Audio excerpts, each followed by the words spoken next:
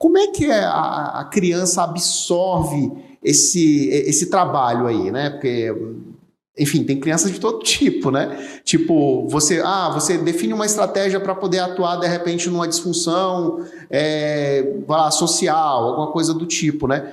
Naturalmente, como que é feito porque assim, cada criança é diferente, né? Tem umas que são mais sociáveis, outras não. Como que é feita essa abordagem com ela aí para fazer a estratégia dar certo? Entendi. É muito comum a gente ver as crianças que chegam até nós, né? No momento do tratamento, a mãe fala assim, às vezes chama a gente de professora, né? Às vezes fala, vai brincar com a tia, vai brincar com a tia. Porque qual que é a referência? Que ali é um lugar de muito aprendizado, né? De metas pensadas para a criança de fato aprender, né?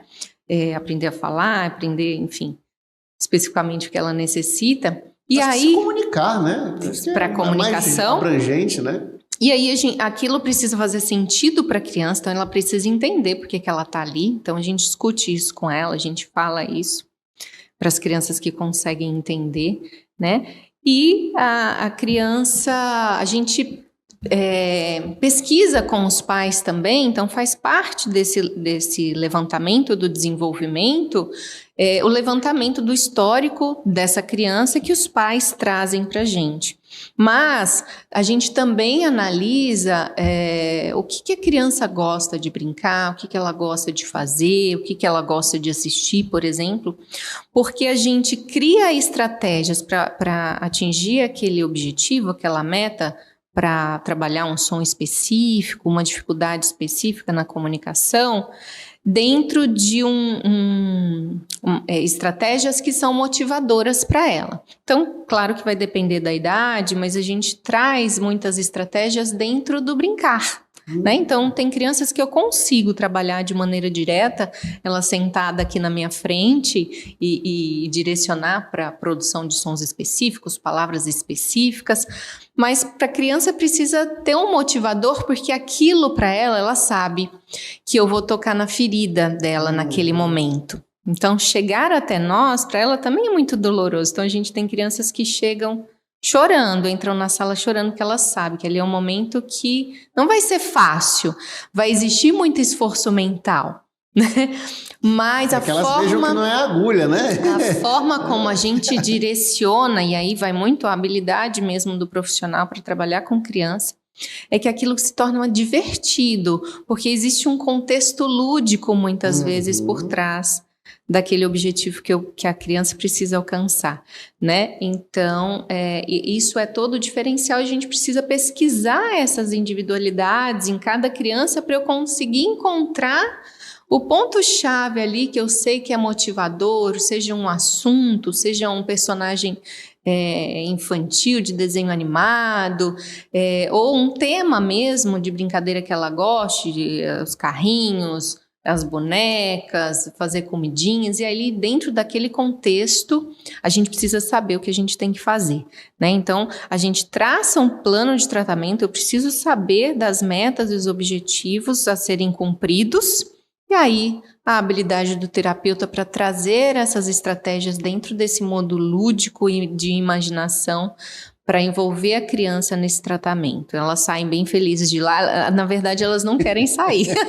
Pois acho que são reflexos, né? Tipo, a criança entra lá meio com medo, né? Exatamente. E depois já não quer sair de perto da tia, né? São só alguns dias. Uma relação quase que para a vida toda, né? Sim, exatamente. Uma relação muito forte terapeuta, criança, família, porque muitos tratamentos são a longo prazo, né? De intervenção, então, dependendo do transtorno, da dificuldade, do grau de dificuldade que a criança tem, ela passa anos com a gente, né? Então, cria-se um vínculo muito forte e a gente acompanha essa criança em diferentes momentos da vida dela, né?